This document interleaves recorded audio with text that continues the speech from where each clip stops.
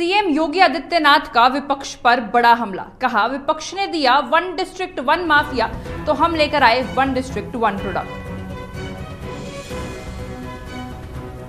लखनऊ में Baspa supremo Mayawati media से हुई मुखातिब। जातिवादी मानसिकता से हटकर बहुजन समाज को सम्मान दिलाने की बात की। योगी सरकार पर लगाए कई आरोप। यूपी भाजपा को मिलेगा नया प्रदेश अध्यक्ष। 70 जिला इकाइयों के अध्यक्षों पर लगी मोहर। प्रदेश अध्यक्ष के लिए भागदौड़ तेज। उत्तर प्रदेश डीजी जेल ने की बड़ी कार्रवाई। गाजीपुर जेल के जेलर और डिप्टी जेलर को किया निलंबित। बंदी की ओर से अवैध रूप से फोन कॉल से जुड़ा है मामला। मुजफ्फरनगर में युवती से छेड़छाड़। पंचायत ठेकेदारों ने आरोपी की सुनाई 2 जूतों की सजा। पीड़िता ने आरोपी के खिलाफ दर्ज कराया केस।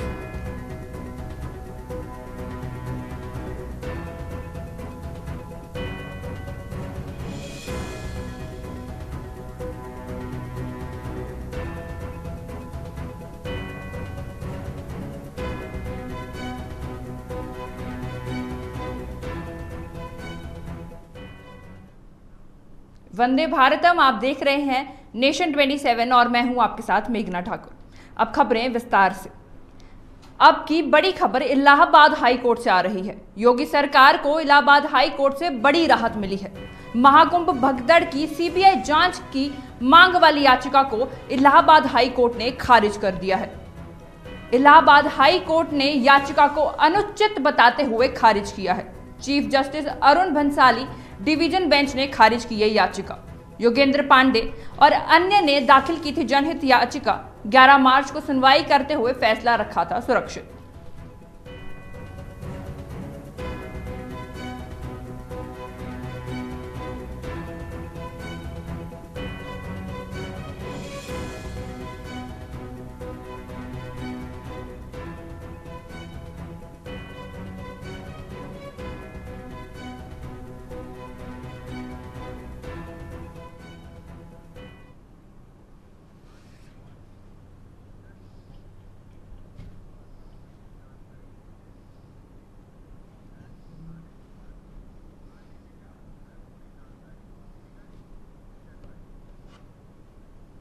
इस खबर पर ज्यादा जानकारी के लिए हमारे साथ जुड़े हैं UP euro head Danish Warsi.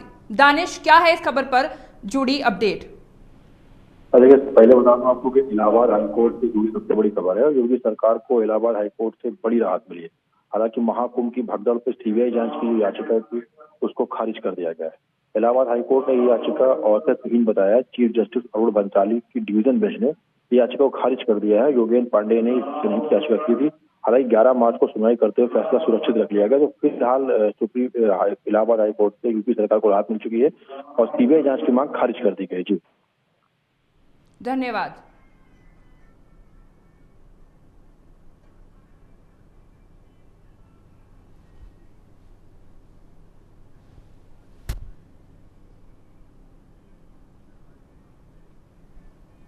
अब बड़ी खबर अयोध्या से जुड़ी है। अयोध्या के राम मंदिर ट्रस्ट का बड़ा फैसला। राम मंदिर में अब नहीं रहेगा मुख्य पुजारी का पद। आचार्य सत्येंद्र दास के सम्मान में लिया गया यह फैसला। आपको बता दें कि आचार्य सत्येंद्र दास ने 1969 में राम मंदिर के मुख्य पुजारी का पद संभाला था। आचार्य सत्येंद्र दास के सम्मान में लिया गया यह फैसला। कुछ दिनों पहले ही आचार्य सत्येंद्र दास का हुआ निधन।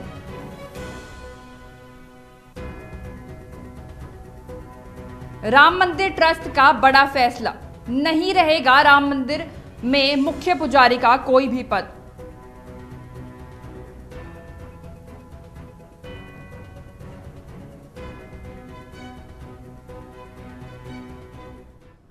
सीएम योगी आदित्यनाथ का विपक्ष पर बड़ा हमला। सीएम योगी ने विपक्ष पर निशाना साधते हुए कहा कि विपक्ष ने दिया वन डिस्ट्रिक्ट वन माफिया, हम लेकर आए वन डिस्ट्रिक्ट वन प्रोडक्ट।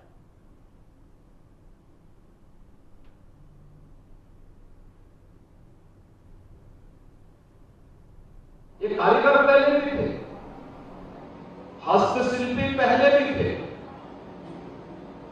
लेकिन पिछली सरकारों को उन्हें वोट बैंक बनाने से ही फुर्सत नहीं थी। उनके उत्थान के लिए ईमानदारी पूर्वक प्रयास हो, उनको डिजाइन मिल सके, उनको टेक्नोलॉजी मिल सके, उनके लिए पैकेजिंग की व्यवस्था हो सके और उनको एक्सपोर्ट की भी सुविधा प्राप्त हो सके। पिछली सरकारें इस पर कहां फुर्सत थी। जब प्रदेश का मुखिया 12 बजे सो के उठेगा तो तब तो 12 बजे सो के उठेगा तो फिर उसको तैयार होने में 2 बज जाएंगे, फिर उनका पिकनिक का समय और अपनी मित्र मंडली के साथ समय व्यतीत करने का समय भी फिर उनका ऐसे ही गाया होता था, फिर निकल जाते थे, पब्लिक तरसती रहती थी और उल्टे उनके गुर्गे प्रदेश को तबाह करते थे। हर जिले में उन्होंने 1 डिस्ट्रिक्ट 1 माफिया दे दिया था। हमने 1 डिस्ट्रिक्ट 1 प्रोडक्ट दिया है, हस्तशिल्पी और प्रोडक्ट को भी पहचान मिले, उस पहचान को वैश्विक मान्यता मिले और रोजगार का सृजन हो। उत्तर प्रदेश इस दिशा में तेजी के साथ आगे बढ़ रहा है। आज आप देख रहे होंगे 1 डिस्ट्रिक्ट 1 प्रोडक्ट को देश के अंदर भी दुनिया के अंदर भी मान्यता मिल रही है। उत्तर प्रदेश के अंदर एक तरफ यहां के स्थानीय कारीगर, हस्तशिल्पी और अन्नदाता किसानों के प्रोडक्ट को वैश्विक मान्यता मिल रही है तो रोजगार का सृजन यही हो रहा है, नौकरी यही मिल रही है, काम धाम कारोबार यही पनप रहा है। और दूसरी तरफ पिछली सरकारों के उन गुर्गों को जो 1 डिस्ट्रिक्ट 1 माफिया पैदा किए थे उनको भी रसातल तक पहुंचाने का काम सरकार की बखूबी किया। मुजफ्फरनगर पहुंचे सांसद चंद्रशेखर आजाद का बड़ा बयान। संभल सीईओ अनुज चौधरी को लेकर चंद्रशेखर का बयान। अनुज किसी सरकार की राजनीतिक का शिकार न बने, चंद्रशेखर ने यह बयान दिया है। सरकार का मतलब निकलते ही दूध से मक्खी निकालकर फेंक देंगे, चंद्रशेखर ने ऐसा कहा। अनुज जनता की नजरों में पार्टी बन जाएंगे।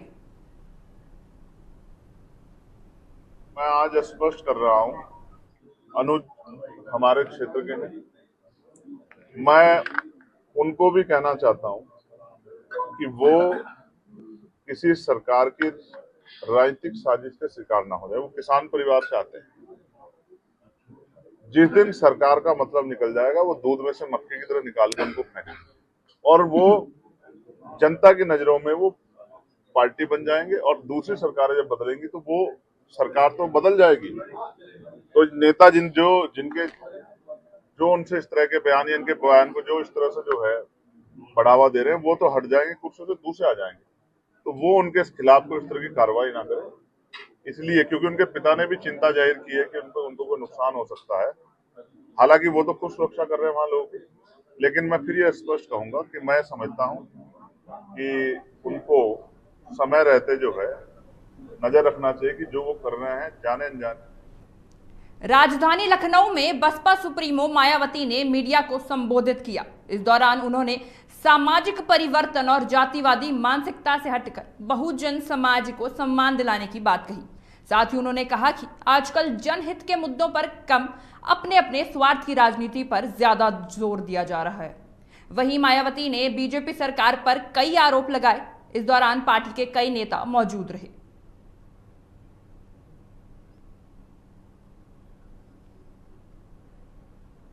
मुजफ्फरनगर में पंचायत का तुगलकी फरमान सामने आया है, जहां युवती से छेड़छाड़ करने वाले आरोपी बुजुर्ग को 2 जूतों की सजा सुनाई गई है।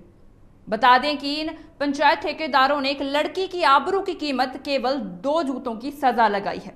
मुजफ्फरनगर के चरथावल कोतावली क्षेत्र का मामला है ये, जहां पीड़िता ने इंसाफ के लिए पुलिस से मामले की शिकायत की, तो वहीं पुलिस ने शिकायत के बाद आरोपी के खिलाफ मुकदमा दर्ज किया है।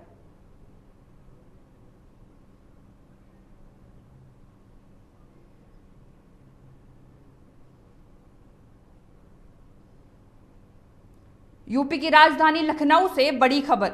यूपी में बारिश को लेकर सीएम योगी के निर्देश आए हैं। फसल नुकसान को लेकर दिए गए आंकलन के निर्देश। अधिकारियों को राहत कार्य चलाने के लिए दिए निर्देश। फसलों को हुए नुकसान का आंकलन करें, सीएम योगी के निर्देश।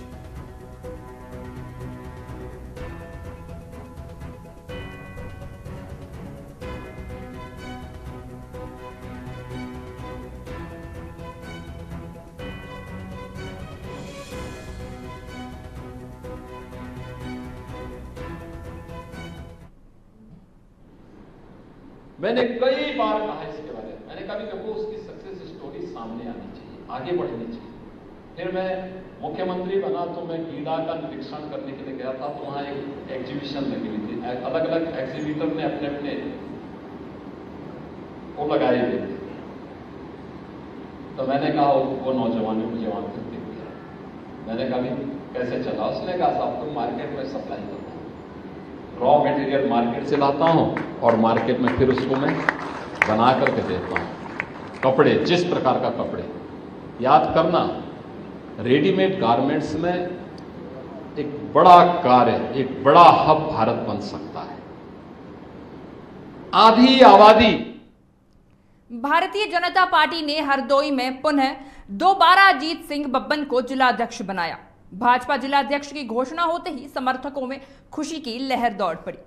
समर्थकों ने भाजपा जिलाध्यक्ष अजीत सिंह बब्बन का फूल माला पहनाकर स्वागत किया। इस दौरान भारतीय जनता पार्टी के पदाधिकारी और कार्यकर्ता भी मौजूद रहे। प्रदेश महामंत्री और जिलाध्यक्ष चुनाव के पर्यवेक्षक एमएलसी सुभाष यदुवंश की मौजूदगी में अजीत सिंह बब्बन को जिलाध्यक्ष बनाए जाने की घोषणा की गई।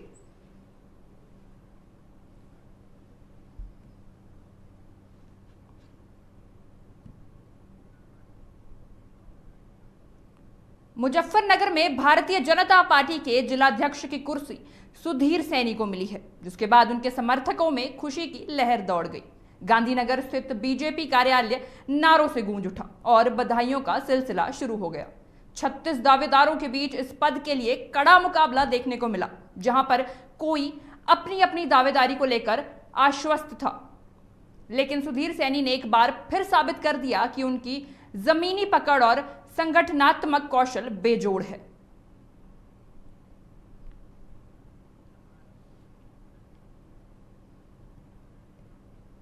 हरदोई के हरपालपुर कस्बे में एक अधेड़ व्यक्ति की संदिग्ध हालत में मौत हो गई। वहीं मृतक के परिजनों ने हत्या का आरोप लगाया है। इधर पुलिस ने मामले में एक युवक को हिरासत में लिया है। जानकारी के अनुसार नत्थू लाल को घायल हालत में सामुदायिक केंद्र में भर्ती कराया गया, जहां से उसकी हालत गंभीर होने पर जिला अस्पताल रेफर किया गया, लेकिन घायल ने रास्ते में ही दम तोड़ दिया।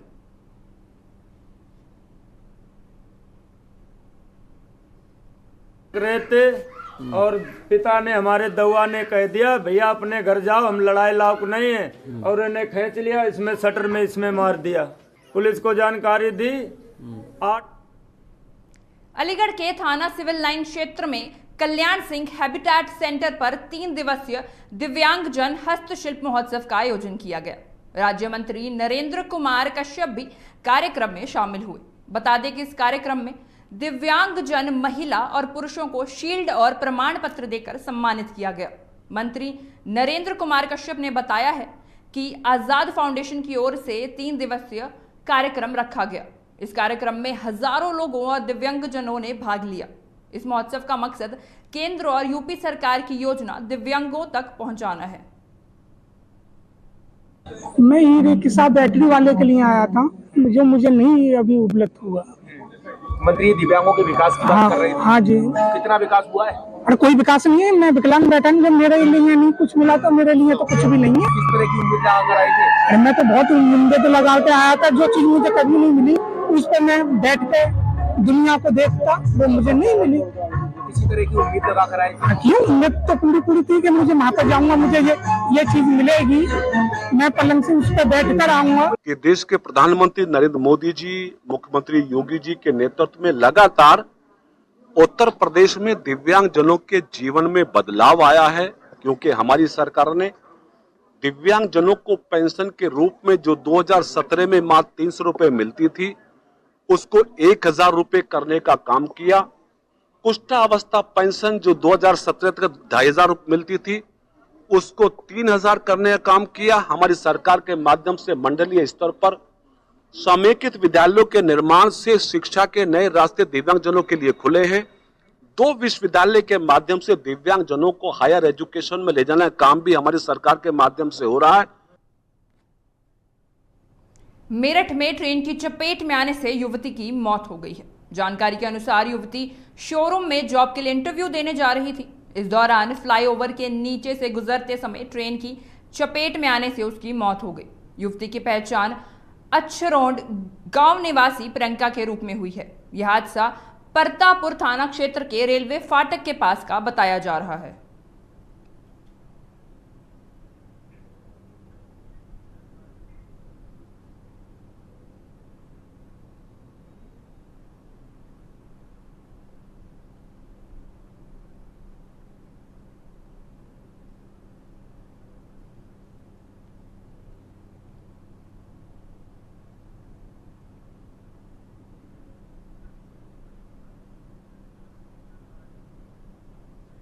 अलीगढ़ के थाना इगलास क्षेत्र में विषैली शराब पीने से एक व्यक्ति की मौत हो गई। वहीं दूसरे व्यक्ति का हॉस्पिटल में इलाज चल रहा है। ग्रामीणों की ओर से एक सीसीटीवी फुटेज दिया गया है, जिसमें बाइक सवार 2 नकाबपोश व्यक्ति कुछ गांव में फेंकते नजर आ रहे हैं। ग्रामीणों ने आशंका जताई है कि जहरीली शराब की बोतल इन्होंने ही फेंकी होगी, जिससे यह हादसा हुआ। घटना की सूचना मिलने के बाद मौके पर आबकारी फोरेंसिक टीम और इलाका पुलिस पहुंची, जहां हर तरह के नमूने लिए और जांच करवाने के आदेश दिए गए हैं। एक तो अलीगढ़ में भर्ती है और एक गमी है गई है, मर गए हुए। कैसे क्या हुआ था? दारू पी के नहीं है, दारू धरी वही दारू पी ली है। काम ऐसे धरता टोल रहे द्वार न पे। कहाँ रखती? एक तो यहीं पर ही हमारे द्वार पे, एक यहाँ चौराहे पे अगार, और कौन लेके उठा के पियाई है और पी रही है। कोई जानता है कि कैसी दारू है। तो क्या उन्होंने शराब पी के वो खत्म हुए? हाँ, ये खत्म हो गए बसेली में। कोई पुलिस को सूचना दी? क्या कह रही है पुलिस? हाँ, पुलिस आई, पुलिस देख गई, थंग मुँह लग के नहीं पगवन ले गई है। हाँ बिल्कुल, सब जहरीली शराब पी है और पल्सर मोटरसाइकिल पे रात को 2 बदमाश गांव में जगह जगह शराब जहरी रखी है 2-3 जगह, और उन्हीं में से इनके पास ये पौआ आया और उसे पी गई, खत्म हुआ। आगे कुछ पता चला है? क्या चल रहा है पता? पुलिस इंक्वायरी कर रही है। हम भी लोग देख रहे हैं, मतलब जो नीली पल्सर मोटरसाइकिल है, उस पर 2 ढांटे मार के 2 लड़के हैं और उन्होंने ये शराब 2-3 जगह रखी है और उसी में से इनके पास ये शराब है। सूचना मिली कि इगलास थाने के फतेहपुर गांव की एक लड़की की हाथरस हॉस्पिटल में मृत्यु हो गई और दूसरे लड़की की हालत गंभीर है। परिवार वालों ने कारण जहरीली शराब बताया है। घटना की सूचना मिलते ही थाना पुलिस, फील्ड यूनिट और आबकारी विभाग ने मौके पे जाके निरीक्षण किया। आबकारी विभाग ने ऑन स्पॉट टेस्टिंग की है, जिसमें मेथनॉल नहीं पाया गया। शराब सैंपल को जांच के लिए लैब में भेजा गया है। प्राप्त तहरीर अनुसार तथ्यों पर जांच करके आवश्यक वैधिक कार्रवाई की जाएगी। मुजफ्फरनगर जिले के तितावी थाना क्षेत्र के जसोई गांव में 2 पक्षों के बीच मामूली कहासुनी ने खूनी संघर्ष का रूप ले लिया। दोनों पक्षों में जमकर लाठी डंडे चले और इसके बाद पथराव भी हुआ। इस हिंसक झड़प में 3 से 4 लोग गंभीर रूप से घायल हो गए हैं। वहीं घटना का एक वीडियो भी सामने आया है, जिसमें मारपीट की लाइव तस्वीरें देखी जा रही हैं। पुलिस के अनुसार यह विवाद उस समय शुरू हुआ जब दोनों पक्षों के बीच किसी बात को लेकर कहासुनी हो गई। देखते ही देखते मामला इतना बढ़ गया कि दोनों पक्ष एक दूसरे पर टूट पड़े। पहले लाठी डंडों से मारपीट हुई और फिर पथराव शुरू हो गया। इस हिंसा में लोगों को चोटें भी आई हैं, जिन्हें इलाज के लिए अस्पताल ले जाया गया है।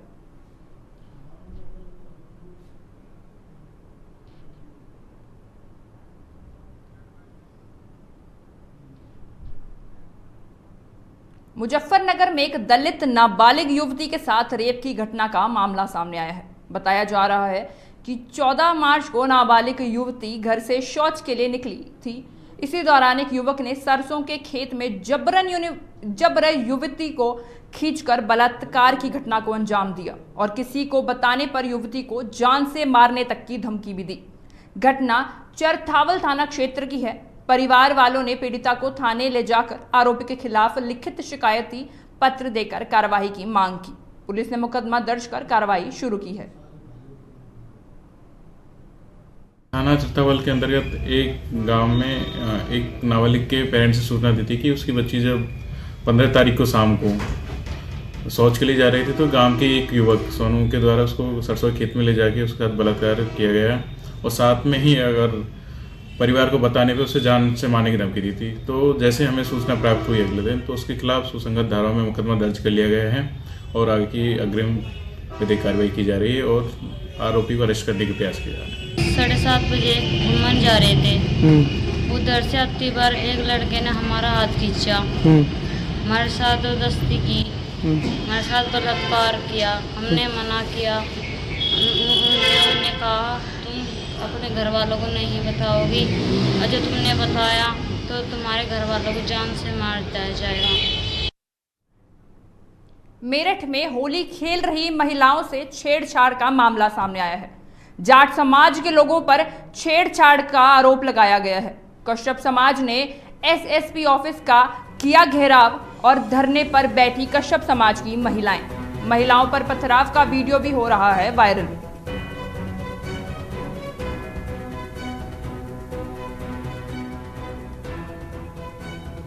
हमारी माताएं व बहनें व कुछ आदमी होली खेलकर वे दुल्हनी खेलकर नहा रही थी। करीब 2 बजे 1 बजे के आसपास इतने में जो कुछ ठाकुर के आदमी आए, लड़के आए, उन्होंने कहा कि भाई हम होली खेलेंगे, जो कि वहां पर आदमी नहीं थे। वहां पर औरतें वे नहा रही थी। इतने में उनमें नशे में थे, उन्होंने आके लात मारी। लात मारने के बाद में वे जहां पर बाथरूम में नहा रही थी वे वहीं पर बढ़ गए और उन औरतों की उठाने की कोशिश करी। इतने में हमारे आदमी निकल कर आए और उन्होंने कहा भाई तुम ऐसे क्यों कर रहे? कहने लगे आज तो होली है। जब उन्होंने मना करा, मारपीट हुई, तो वे अपने घर गए दोबारा। वहां से जो लाठी बल्लम हथियार लेकर आए और उन्होंने जो है सरेआम काटना शुरू कर दिया। बरेली के फरीदपुर में 11 वर्षीय नाबालिग बालिका की दुष्कर्म के बाद गला घोंटकर हत्या कर दी गई। पोस्टमार्टम रिपोर्ट मिलने के बाद पुलिस ने अब जांच की दिशा बदल दी है। बता दें कि अब तक परिजन बीमारी की वजह से मौत होने की बात कर रहे थे, लेकिन जांच के बाद दुष्कर्म का मामला सामने आया। वहीं सूचना के बाद पहुंची पुलिस ने शव को पोस्टमार्टम के लिए भेजा और रिपोर्ट के बाद पुलिस जांच में जुटी है।